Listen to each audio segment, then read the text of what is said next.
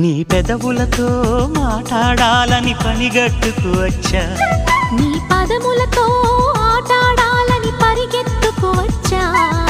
సరి సరి పద మరి తతపడి తదుపరి సబ్జెక్ట్ ఇది అని చర్చిద్దాం,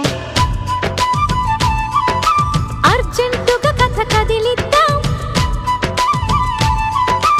కలిగే అవసరమేదైనా కలిసి తీర్చుకుందాం. నీ పదములతో ఆటాడాలని పరిగెత్తుకు